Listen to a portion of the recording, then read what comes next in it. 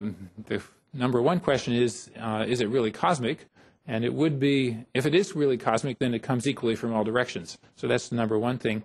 The number two thing is if it's really cosmic, it should have little lumps in it that are not equally bright in all directions, and we should go find that. And so this was the apparatus we built. I'm not going to explain how it works, but the next chart shows the maps that we got.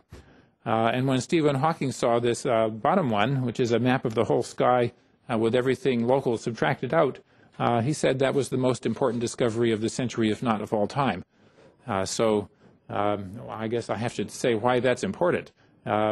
Number one, it's scientifically it's exciting because it's a map of the sort of the quantum mechanics of the Big Bang itself.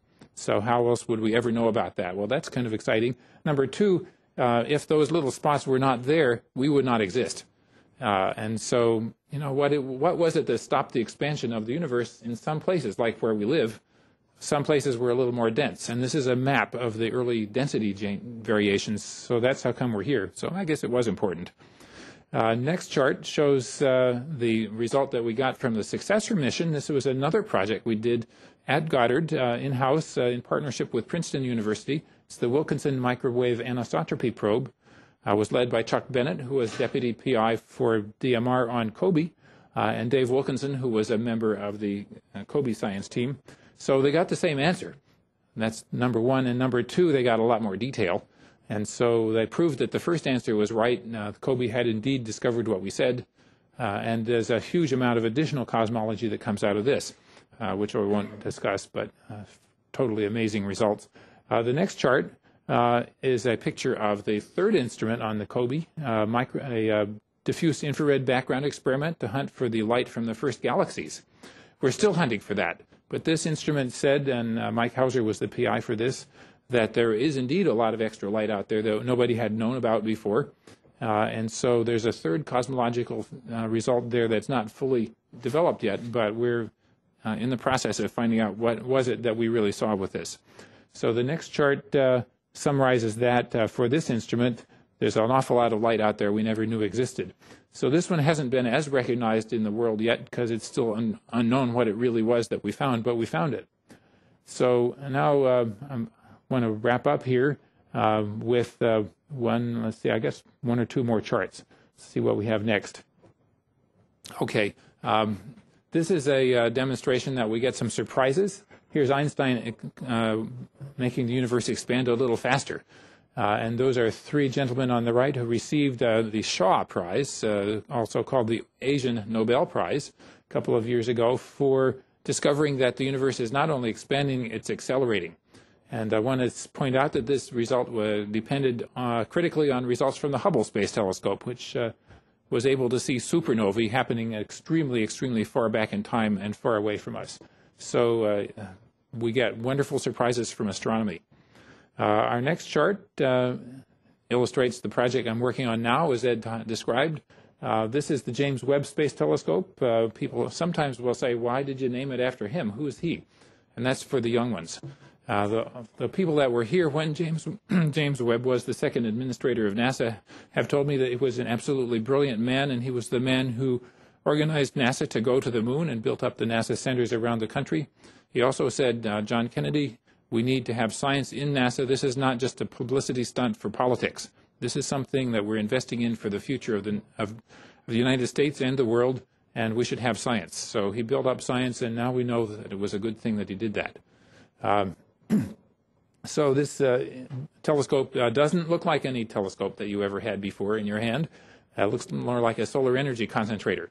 But it is actually a cosmic energy concentrator, and we are able to use it to look back towards the beginning of time to see the first objects that formed after the Big Bang, how the Milky Way was assembled, how stars are assembled, and even something about how planets become capable of supporting life. So this is a project we're currently working on. The plan is for a June 2013 launch, and we've now been studying it for almost 13 years since Ed gave me that call. And we have 5 years to go, and we're running like crazy to get there, but we will.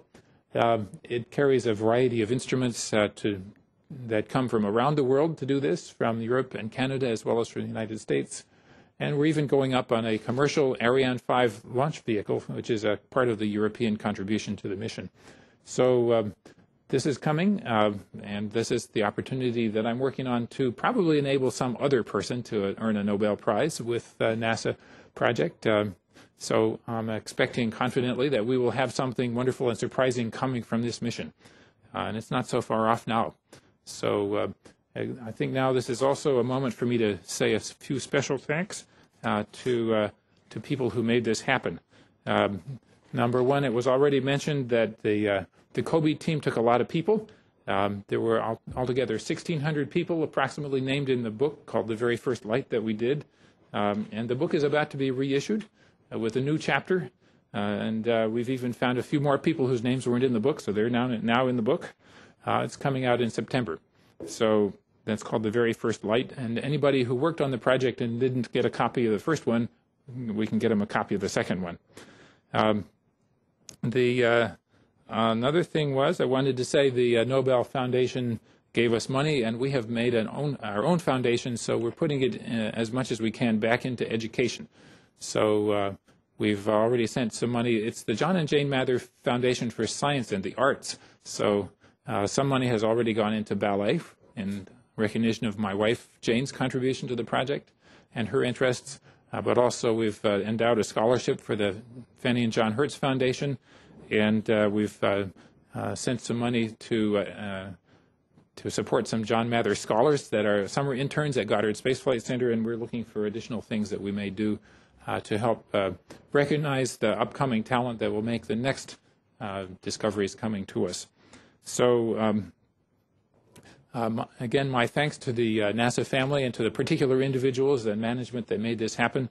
I can't remember all of the people. I don't remember all of the contributions, but it took a huge crowd of management as well as engineers and scientists to make this happen. And so thank you again. I think now we have the next event, right?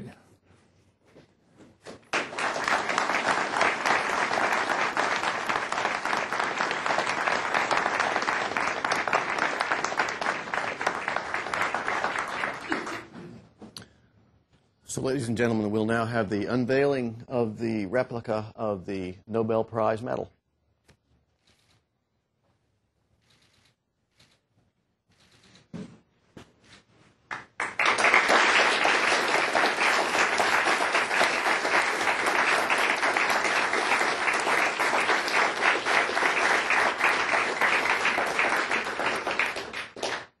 So this is going to stand here in the lobby? Yes. So everybody that comes to NASA will be able to see and enjoy. It's about the same speed as the COBE spin, isn't it? COBE spins every 72 seconds, I think. This is a little quicker. Thank you, Tom. So maybe it would be a good moment also to have the people who are here that actually worked on the COBE project to stand and be recognized, if you would, including spouses.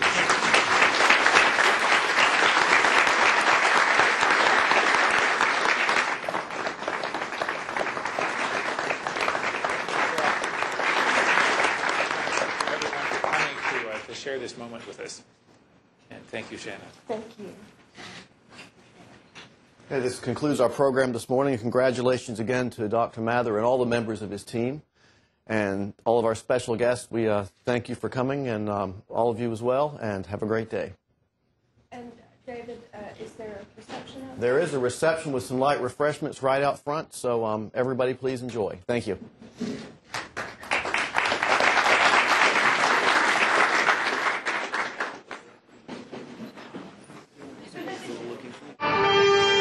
Hello, I'm Leonard Nimoy. Do I have your attention?